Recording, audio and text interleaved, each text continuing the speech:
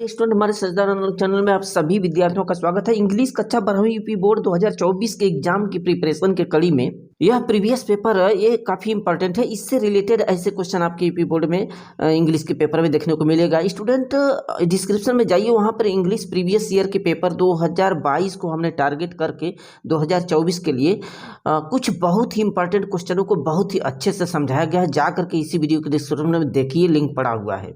और मैं समझता हूं कि उसमें से बहुत ज़्यादा से ज़्यादा क्वेश्चन आपके एग्जाम 2024 में देखने को मिलेगा, क्योंकि उसमें कुछ नए चैप्टर जो इंग्लिश में जोड़ के उससे भी इम्पोर्टेंट क्वेश्चन उसमें हमने समाहित किया है, रखा है। वो ग्रामर के हो चाहे आपके साहित्य, प्रोज, पोइट्री, विस्तार से हो। इस वीडियो के डिस्क्रिप्शन में लिंक पड़ा हुआ है, जा करके उसको चेक करें। यदि पहली बार चैनल हो तो चैनल को सब्सक्राइब कर दें। देखिए, ये जो इंग्लिश का पेपर 2023 का है, इसको आइए देखिए, समझिए किस प्रकार के क्वेश्चन इसमें दिए गए हैं। Read the following passage and answer the carefully below. If we want success in any undertaking we must working study to the end. ये बोल रहे हैं कि यदि हमें किसी कार्य में अंडरटेकिंग माने किसी कार्य में यदि सक्सेस होना है, सफल होना है, तो हमें कार्य के अंत तक must we work study to the end, माने कि कार्य के अंत तक लगातार काम करते रहना चाहिए। देखिए, इस प्रकार का ये पैसेज आया हुआ है, इस तरह का पैसेज है। यहाँ पर बोल रहे हैं कि we should not therefore be discouraged by disappointment at the beginning of life. जीवन के प्रारंभ में इस तरह से हमें माने निराश नहीं होना, डिसअपॉइंट नहीं होना चाहिए। अब ये पैसे देकर के इसी में से इस पर आधारित कुछ क्वेश्चन यहाँ पूछे जाते हैं। देखिए, यहाँ पे हमने बताया भी है कि what must be done if we want to succeed in any undertaking. यदि हमें किसी कार्य में सफल होना है तो क्या करना चाहिए। तो हमें किसी कार्य में सफल होना है तो कार्य के अंत तक लगातार कार्य करते रहना चाहिए। देखिए, पैसेज में आंसर दे रहा है पहला पैराग्राफ। यहाँ पर देखिए, फर्स्ट लाइन में we must work study to the end. हमें लगातार कार्य के स्टडी, लगातार होता है स्टडी माने अंत तक लगातार करते रहना चाहिए। दूसरा देखिए, बी का दिया है कि what did Sheridan do when he failed to make speech in the parliament. Parliament में जब वह भाषण देने में असफल रहता है तो क्या करता है वो। देखिए, set down in a great discomfiture. Great discomfiture माने पराजय होकर के वो बैठ जाता है। इसका आंसर हमने दिया है। सी का देखिए कि what did Sheridan mean he said that if it me and shall come out. माने इसका आंसर पूछ रहा है कि यह मुझ में है और यह बाहर आएगा। इसका मतलब क्या है। इसका मतलब यही है कि उसके अंदर एक आरेटर का गुण छुपा है। आरेटर माने वक्ता। He had a quality of orator and it will be appear in future. निश्चित तौर पर भविष्य में प्रकट होगा।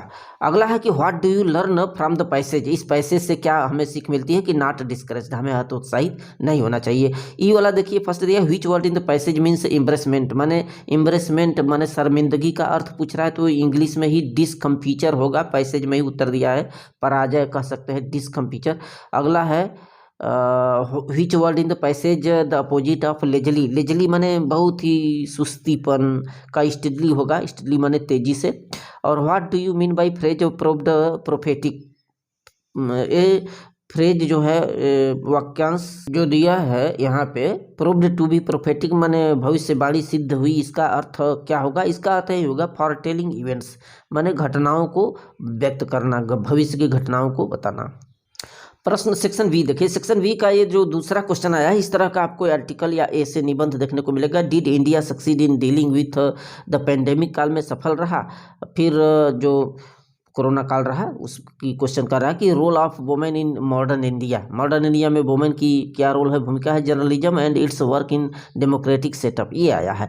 और वहीं ऐसे में देखिए आया है, brother write a letter to your younger brother warning him against some of his undesirable company. कुछ अवांछनीय दोस्तों के खिलाफ अपने भाई को जो है कि पत्र लिखना है कि वह इस संगत में न पड़े। अथवा प्रिंसिपल के लिए एप्लीकेशन लिखने को आया है कि your college requesting him to organise annual sport in time. वार्षिक खेलकूद प्रतियोगिता है के अरेंजमेंट के लिए अपने प्रधानाचार्य को पत्र लिखना है। इस तरह का आया है। अब यहाँ से देखिए, ग्रामर का जो क्वेश्चन है, ग्रामर सेक्शन सी शुरू है, जिसमें कि मल्टीपल क्वेश्चन आपको शुरू में देखने को मिलेगा। चौथा का यहाँ पर a selfish person who always think of himself is called. माने स्वार्थी व्यक्ति जो अपने अपने बारे में लगातार अपने ही बारे में सोचे कहें तो उसको बोलते हैं इगोइस्ट, माने घमंडी टाइप का होता है। और बी वाला देखिए, the phrase to hail from means, यानी कि फ्रेज टू हेल का मतलब आना, आगमन होना। इसका मतलब वही हो टू कम फ्रॉम। ये थर्ड वाला विकल्प आउट आपका सही हो जाएगा। टू कम फ्रॉम माने जो है जिसका अर्थ है आना। फिर अगला क्वेश्चन देखिए, साइनोनिम ऑफ डेरोगेटरी। डेरोगेटरी माने होता है अपमानजनक, तो इसमें सही आंसर ये हो जाएगा डिफेमेटरी। डिफेमेटरी माने भी होता है अपमानजनक। प्रश्न डी का है कि unless you will not work hard you will not succeed. तो इसमें एरर पूछ रहा है कि क्या गलती किया है। यहाँ पे जो गलती किया है, विल के जगह पे आपको वुड रखना चाहिए था सेकंड फॉर्म। यहाँ पे ये पहला वाला विकल्प आपका राइट हो जाएगा। दूसरा दिया है एंटोनिम ऑफ सेवेज। सेवेज माने होता है असभ्य, असभ्य का उल्टा सभ्य हो जाएगा, सिविलाइज्ड जिसको कहते हैं। फिर change any one direct into indirect में चेंज करना है। देखिए, Priya said to the teacher sir I could not my work yesterday, तो ये आपका असर्टिव सेंटेंस का है। इसमें सेड टू को हटा करके टोल्ड कर दिया, और यहाँ सर हटा करके रिस्पेक्टिवली शब्द लगा दिया, और फिर दैट लगाएगा। दैट आई को मैंने कि सब्जेक्ट के अनुसार, रिपोर्टिंग वर्ब के सब्जेक्ट प्रिया के अनुसार सी कर दीजिए, और फिर that she could not do her work the previous day, चूँकि यस्टरडे है तो प्रीवियस डे कर दीजिए। फिर दूसरा है कि कैन यू टेल मी। अब ये कैन यू टेल मी आपका ये जो वाक्य है इंट्रोगेटिव है, इसलिए यहाँ पे देखिए क्वेश्चन उठाया कि said the traveller to the old man, माने ट्रेवलर ने बूढ़े व्यक्ति से कहा। तो इस वाक्य को यहाँ पे सबसे पहले लाएंगे। द क्या हो जाएगा, the traveller asked the old man if, चूँकि जानते हैं इंट्रोगेटिव में इफ तो लगेगा, if he could tell him the way to the station, the way to the station. फिर अगला देखिए कंबाइन करना है, सिंथेसिस करना है। I will finish the work in time, I am sure. A simple sentence में जब इसको चेंज करेंगे तो आई एम श्योर आप, इसमें जो प्रीपोजिशन है आप केवल जोड़ दीजिए, I am sure of finishing the work in time. और दूसरा क्या हो जाएगा, some people die for a noble cause. तो इसको में कॉम्प्लेक्स सेंटेंस में बदलना है, they are honoured by everyone. तो कॉम्प्लेक्स में हाउ, हूँ, व्हिच इत्यादि शब्दों से जोड़ा जाता है, तो बीच में वही लगा देंगे। क्या हो जाएगा, यहाँ से सही बनाएंगे तो क्या हो जाएगा, सम पीपुल हूँ, सम पीपुल के बाद हूँ लगा दीजिए, who die for a noble cause are honoured by everyone, a noble cause are honoured by everyone. तो ये ग्रामर के क्वेश्चन है, इनको आप पढ़ लीजिए। और ट्रांसफॉर्मेशन आया है कि Kolkata is the biggest city in India, इसको कंपैरेटिव डिग्री में बदलेंगे तो क्या हो जाएगा, Kolkata is bigger than any other city in India, than लगा देंगे इसमें। फिर आगे देखिए कि no sooner did the train stop than I got down, इसको अफर्मेटिव में बदलेंगे तो ये हो जाएगा as soon as the train stopped I got down. फिर करेक्शन करना है, फिर हीज देखिए लिखा है कि his request of leave was not granted, ये कुछ अटपटा सा है, गलत इसमें मिस्टेकिंग है, तो इसका सही क्या हो जाएगा, the leave he applied was not granted, जो उसने छुट्टी की अप्लाई किया है वो नहीं प्रदान किया गया। और अगला है द न्यूज हैव। अब यहाँ पे न्यूज चूँकि जो है इसका स्पेलिंग ही न्यूज होता है, नहीं WS, तो यहाँ पर सिंगुलर जो है हेल्पिंग वर्ब यूज करना होगा, हैज का प्रयोग करना होगा, हैव को हटा करके। फिर आगे देखिए यूज करना है, यूज ऑफ होमोफोन्स दिया रहता है, इसका अर्थ लगा करके कोई न कोई आपको कर ही देना है, इसका निश्चित तौर पर आपको नंबर दिया जाएगा। स्टेयर माने सीढ़ी होता है तो I climbed on the stair हो जाएगा। स्टेयर माने घूरना, तो why are you staring to me, इस तरह से मुझे घूर कर क्यों देख रहे हो, देख रहे थे। और डिसेंट माने होता है चढ़ाई, और डिसेंट माने होता है मतभेद। तो अब इसका वाक्य प्रयोग कुछ भी बना दीजिए वो सही माना जाएगा। ये देखिए ट्रांसलेशन आया हुआ था। अब यहाँ से देखिए कि आंसर आप सेक्शन जो डी है, answer any one in 40 words. देखिए, what did M Hamel say about the Franklin, बहुत ही इंपॉर्टेंट है। आप वीडियो के डिस्क्रिप्शन में जाइए, वहाँ पर बहुत ही अच्छे से सभी क्वेश्चन आंसर हमने बनवाया है, बताया है। निश्चित तौर पर उसी में से एग्जाम में आएगा, और जो नए चैप्टर कुछ जोड़े गए हैं विस्तार के अंतर्गत उससे भी आएंगे, और प्रोज में जो नए चैप्टर बढ़े हैं उससे भी संबंधित क्वेश्चन हमने दिया है। तुरंत पहुंचिए और तैयारी करिए। देखिए, what did Hemal say about the French language के बारे में उन्होंने बोला था कि यह बहुत ही सुंदर लॉजिकल भाषा है दुनिया का। वेयर इज सीमापुरी सिचुएटेड, ये तो बॉर्डर, दिल्ली बॉर्डर के आसपास है सीमापुरी, जहाँ पे बच्चे कूड़ा कचरा बटोरने की चाह में आकर के बसे।